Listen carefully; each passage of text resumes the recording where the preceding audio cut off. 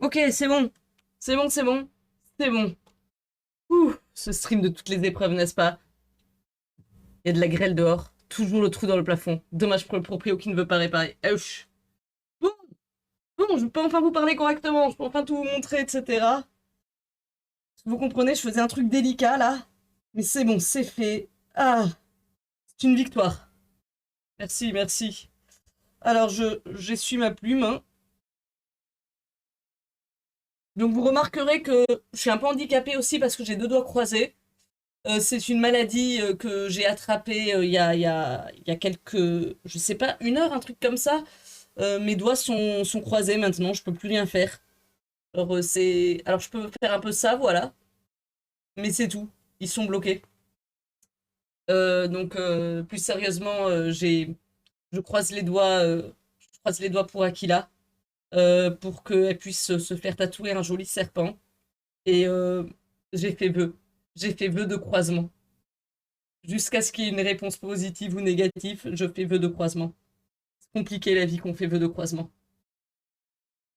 C'est de la faute de personne. Alors si, c'est de la faute du fait que les flashs, ils sont pas par défaut réservés à Aquila. Ça devrait être une évidence en fait. Toutes les tatoueuses qui font des flashs stylés devraient par défaut t'envoyer un mail en te demandant tu le veux ou pas? Le monde serait beaucoup plus simple. Bon, donc je suis sur un dessin sur le thème du pandémonium. Je vais fermer mon pot d'encre avant de faire une catastrophe. Et c'est un dessin complexe où il va se passer un certain nombre de choses. Alors, d'abord, nous avons ceci, c'est le disque des horreurs cosmiques. Je vais zoomer un peu dessus pour vous le montrer bien comme il faut. Voilà, comme ça vous avez plein de détails et c'est joli. Je vais vous le faire tourner.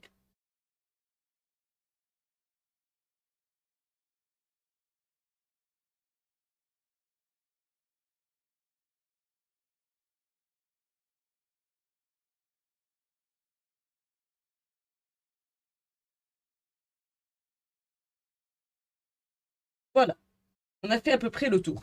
Pour information, il réagit à la lumière noire, mais la caméra le met pas très très bien en valeur, ça. Mais voilà, ça fait des jolies nuances de couleurs qui brillent un peu à la lumière noire.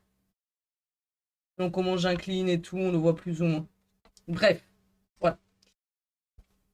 Au-dessus de ce disque, on va dézoomer un peu. Au-dessus de ce disque va se trouver ceci. Voilà, il va y avoir ça. Donc j'ai commencé à l'ancrer, comme vous voyez, il va y avoir des trucs comme ça. Il va y avoir d'autres choses hein, dessus. Il y aura des trucs. Il va y avoir tout autour des bâtiments à géométrie absurde, enfin des architectures qui n'ont aucun sens. Et donc, les deux cercles pourront tourner l'un par rapport à l'autre, ce qui va permettre à travers les trous, parce que comme vous voyez, il y a des trous ici, ici et ici. J'ai l'impression de dire les caméras cachées sont ici, ici et ici. Et donc voilà, à travers les trous, hop, on va pouvoir voir défiler les différents monstres de derrière. Au-dessus, nous reprenons le mythe de la boîte de Pandore. Donc nous avons notre petite boîte qui se plie comme ceci.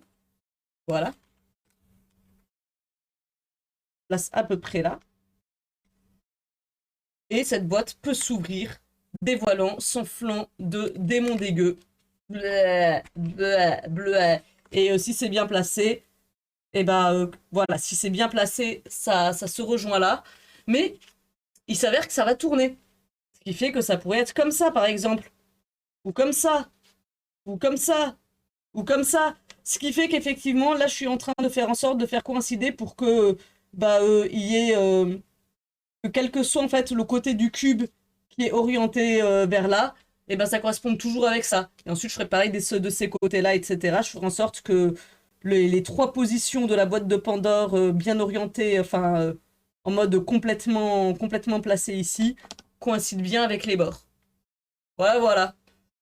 Donc pour l'instant, nous en sommes là et ça avance. Hein. Donc nous avons ici deux des ouvertures ici. On va faire la troisième. On va faire en sorte que là, pareil, la continuité se fasse bien avec cet endroit. Et merci à Pana Et coucou Raven, bienvenue ici, j'espère que ça va.